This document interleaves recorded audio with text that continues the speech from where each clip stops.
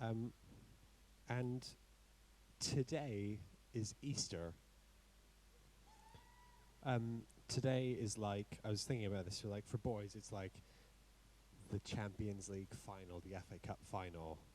For the Christian world, or like the Rugby World Cup, Phil.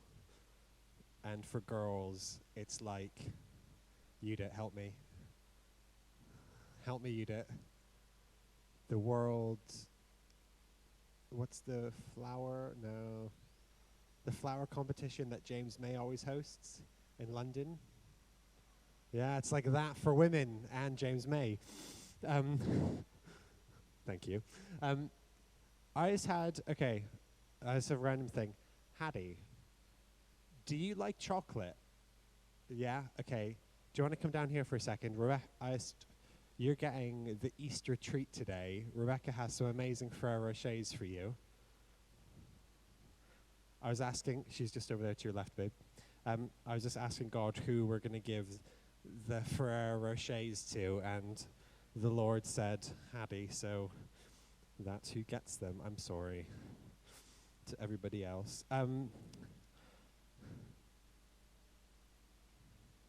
So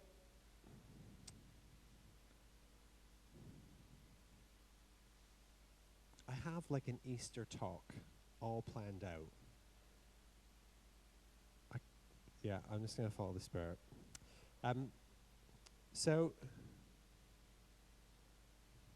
this is part of the message, but I just feel like I need to do this. So in the Bible, it talks about the gospel quite a bit in the New Testament. And it talks about what the gospel is and how we should declare and proclaim the gospel to all the nations. And when you actually look up that word, it just means good news. And this is what I feel. I feel like we've lost what it means to actually have good news in us. And I feel like there's just this thing. I'm just like, we have literally, like, this is better than good news. This is great news. That the message of Jesus, who he is, what he's about, his love for us is great. And we forget that so often. And I'm just like, I think in my life, I'm just like, I just continue on like, it's normal life. It's like the grind of work, and just I show up to work, I do my job. I love what I do, but like it's work. So like I show up and I have to do stuff, and I'm just like, I lose the fact that I actually work for Jesus. Like I work for the guy who is the good news. I mean, it's a pretty good job. I don't know why my voice is going so high. But this is what I was I was just reading this, and I was just like, there's some scriptures I just wanted to talk like Matthew 8:35. If you try and hang on to your life, you'll lose it. But if you give up your life for my sake and for the sake of the good news, you will save it. I love that verse. I'm just like, when I try and control my life, when things begin to get panicked in myself, and I'm just like, I don't know what I'm doing, I don't know where I'm going, I don't know how I'm going to get there, but it's just stressful, so I'm just going to start clinging on to things for like my life, and I try and save myself. I'm trying to swim when if I couldn't swim, like I'm trying to swim if I couldn't swim, like it's not going to work. I'm just going to get stressed out and tired and drown. But when I actually cling to the good news, when I cling to the message of love, the message of peace, the message of freedom that Jesus is, I save myself. And that's what people are attracted to. I'm like, Christianity started from 12 guys. Well, it's from Jesus, but he had 12 guys around him. And this is what I realized.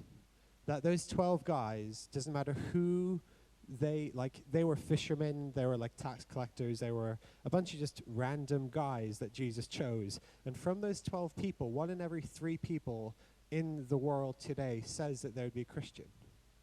Well, that's pretty powerful. I'm like, how did that grow so fast? How did the good news win so many people over? And I'm like, you know what? I don't think it's hard. It's good news. That's it. Like, Jesus is good news. His love is good news. So when we share that good news, stuff happens. People around us are affected by it. So I don't overly get into bad moods I don't overly get into really bad moods. I'm usually quite good at not being in one. But when I do, my wife knows exactly what to do to get me out of a bad mood. She just makes me laugh. And as soon as I laugh, I'll have to I'll just have to stop smiling and try and frown to keep the bad mood. It just doesn't work. So my wife knows exactly how to bring the good news in my life when I need it the most in that moment. I'm just it's that easy. It's you see someone and they look down, they have a frown, and we get to turn it upside down into a smile. Smile. My voice, I don't know what's going on with it tonight. But this is what I realized as well. Who you hang out with and who you put yourself around, those are the people that are going to affect you and speak into your life the most, whether you like it or not. That there's certain people that I have in my life that I love having them in my life because they always push me higher.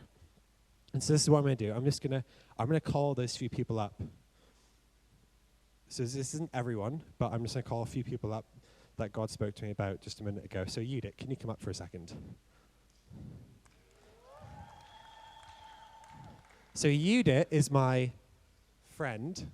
The friend is for emphasis, not because she's not my friend.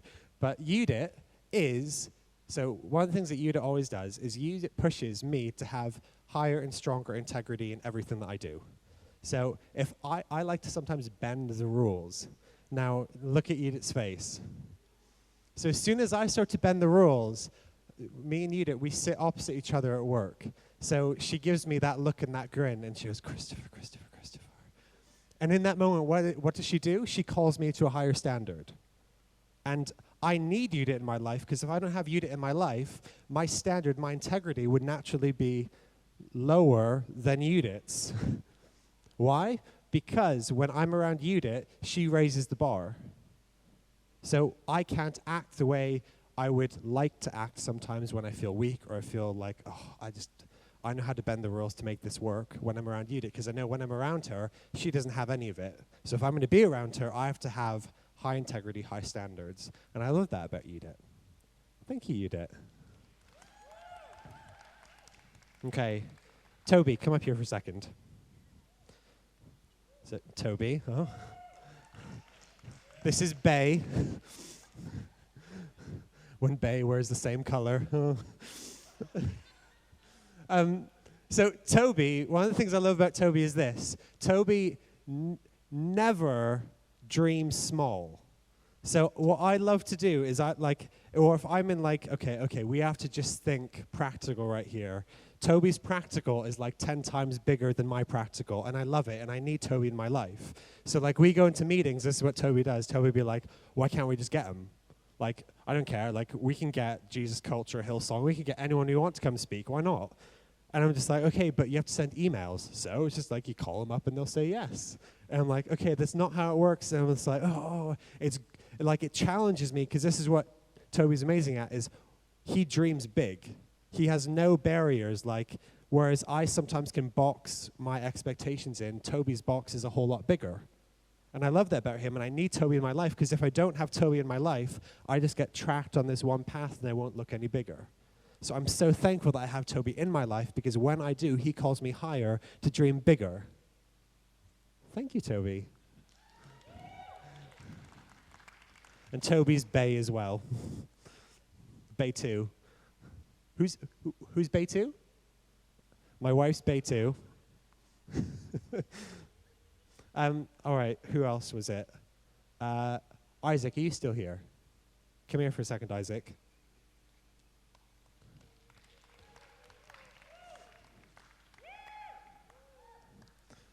Isaac has a fan. So, this is Isaac. So, this is what I love about Isaac, and this is why I love having Isaac in my life, is because he never Like, anytime I say anything that has a hint of, like, religiousness in it, he smells it and he squashes it immediately. That when I try and just think, like, all right, let's just take this good news, let's package it so we can sell it, Isaac's just like, no, what are you doing? And, like, burns the whole factory down. And I love it because Isaac is one of the most passionate people I know who just loves the presence of God. That, like, in Isaac's mind, he's like, we have conversations. I'm just like, I love how when we meet, he's just like, all we need to do is just get on our knees and just let his presence come. And I'm just like, yes. All right, how are we going to do this? He's like, no, that's it. And I'm just like, all right. And I'm just like, I'm not sure how people are going to get this. He's just like, they will. And it's amazing because this is what I love about Isaac. What I love about Isaac is that his passion for the presence of God goes far beyond what I can see right now in my mind. And he's just like, he tells me stories and he tells me testimonies of what people are doing around the world. And I'm just like, I want to do that one day. And the first time he told me some stories, I was just like, ooh, that's not going to be me. Now when he tells me these stories, I'm like, yeah, this is going to happen here. This is happening in this room. Like, the presence of God is going to come down. Like, we're going to see things. Things are going to happen. And I love it because no matter what situation I come into, when Isaac comes and fills a situation, it changes. When he fills the room, it changes. Why? Because he loves the presence of God. So that when we're having, like, a normal prayer meeting, and I see Isaac start to experience the Holy Spirit, that's when I know something's about to happen. Why? Because I look to him as a forerunner for things. And that's why I love Isaac. Thank you.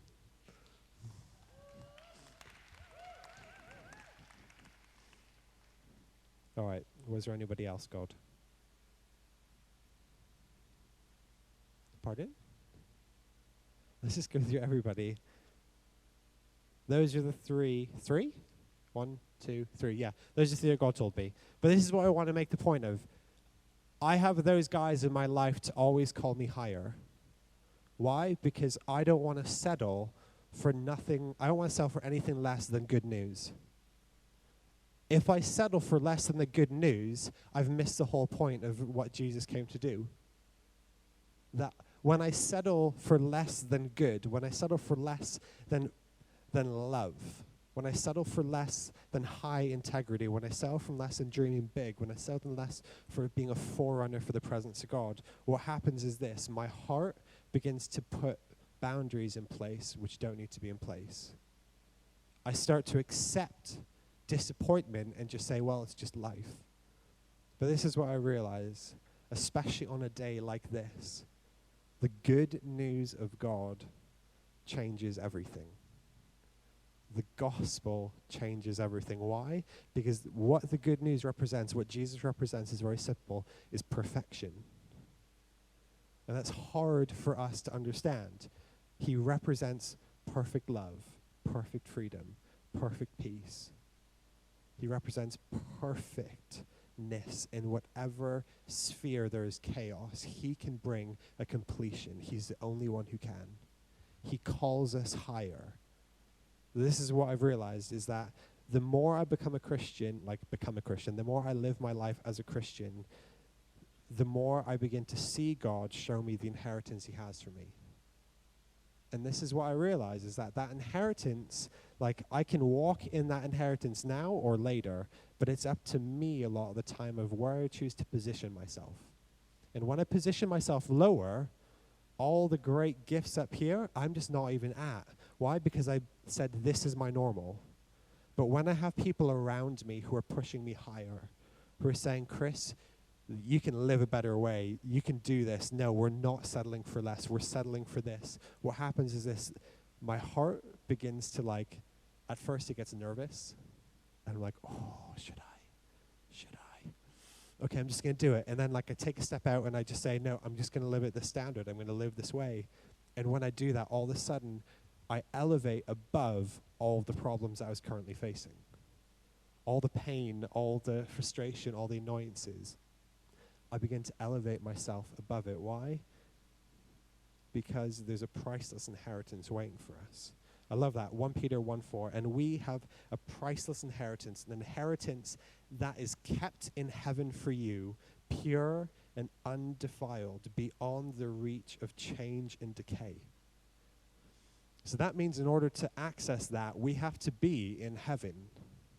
So that means I need to position myself to live a life that is based out of heaven. I need to live a life where I'm in heaven with heavenly perspectives. That I don't see problems as the earth sees problems. I see situations from a heavenly perspective, and I know the exact thing to say and the exact same thing to do. Why? Because I'm in heaven with perfection. And I'm accessing my inheritance in that moment. I'm speaking life. I'm speaking love. I'm speaking freedom. I'm speaking breakthrough into it. And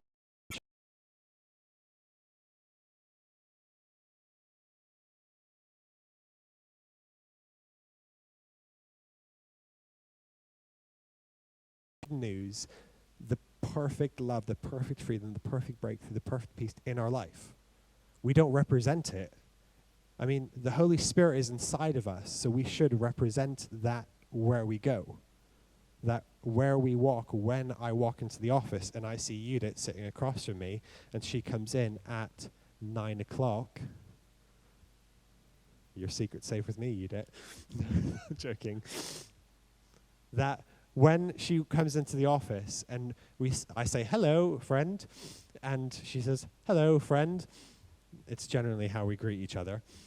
This is what happens, that when she enters the room, my sphere, my life begins to change. Why? Because just having her near me should be affecting me.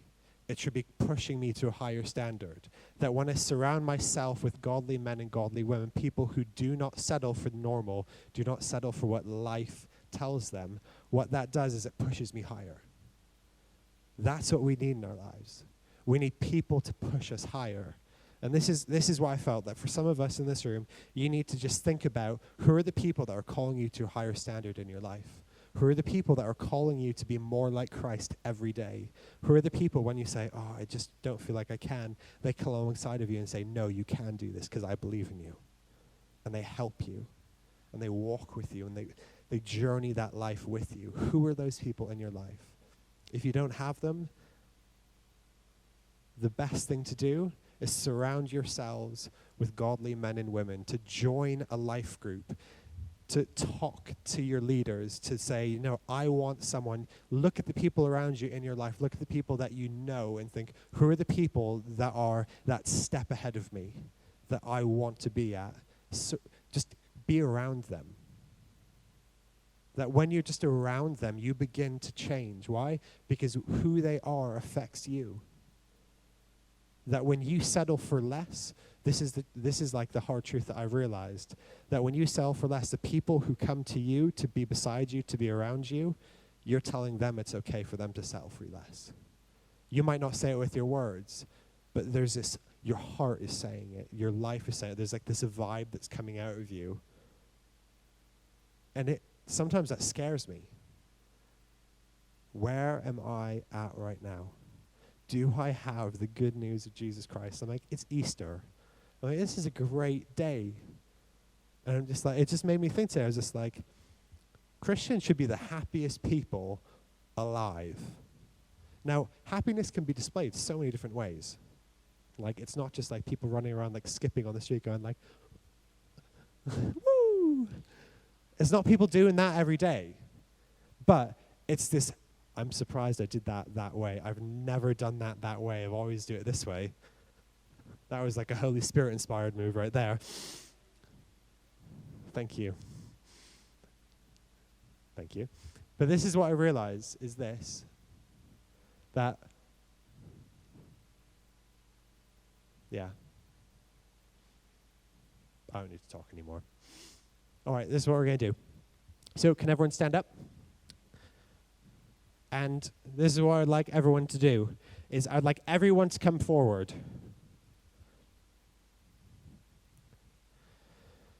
So when I say everyone, I mean everyone. And this is what I want everyone to do. So we're gonna be all right. So where we have naturally divided by this line, can we get one group over here and one group over here? Huddled together.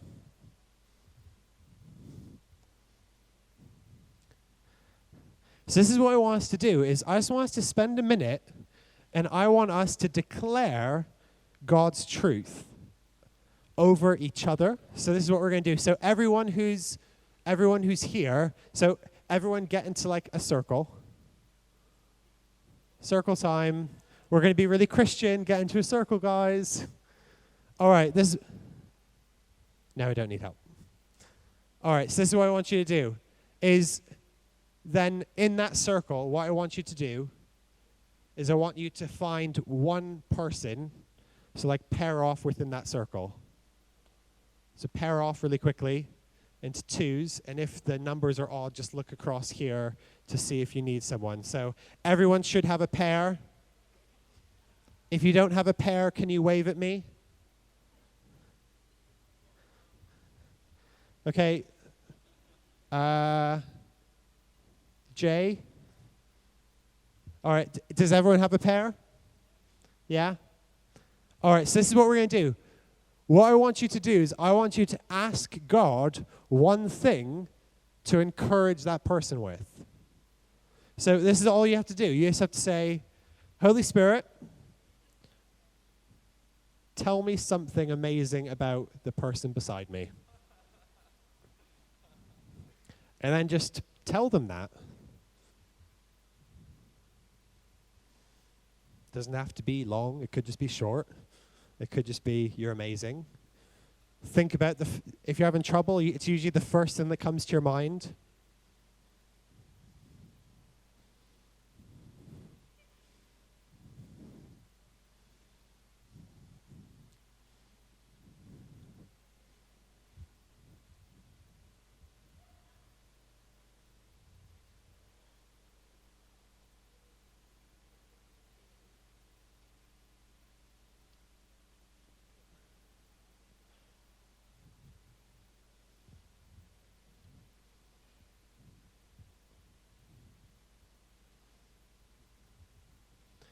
And once one person's gone, switch and let the other person say something.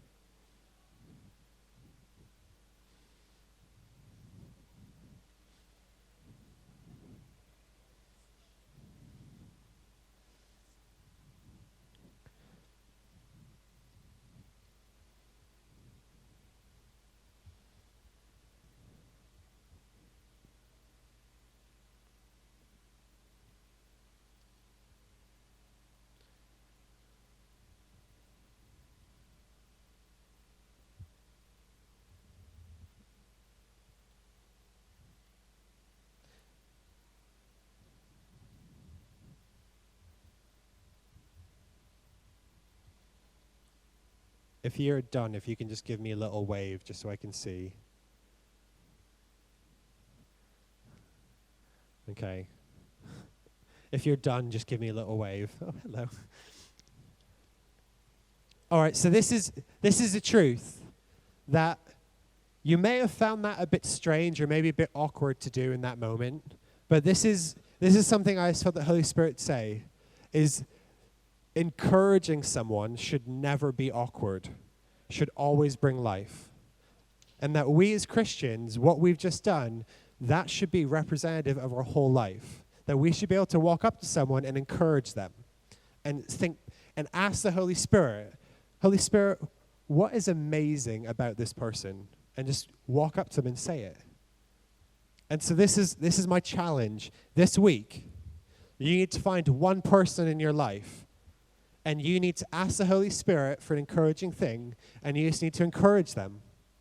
That's all you need to do. Find one person in your life this week and just say, Holy Spirit, how am I going to encourage them? And all you have to do is walk up to them and you just say like, hello, Mr. Blank. I just felt, and you don't have to say, I just felt this, like, you know what? You are amazing at this. Do you know that? You're so good. And you just have to encourage them. That's all you have to do. And they ask why. You can just say, why? Because you're worth it. It could seem really cheesy. Just be like, you know what? You're worth it. You're worth more than that. All right.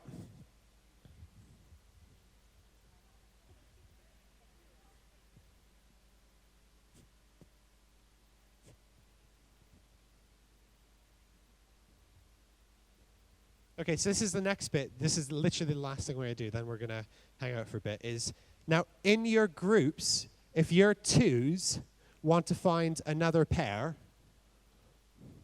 so there should be 4 people. Maisie, Rachel. You can join. Oh, there we go. All right, so this is what you're going to do. Is this Thursday, we're going to have a load of people from around the country coming to this conference, Awaken. And what I want to do is I just want to spend literally just 1 minute in your groups. Can you guys just start praying for the conference? And prophesy in this room what God is going to do. Just literally take a minute and do that, and then when we're done, that's it.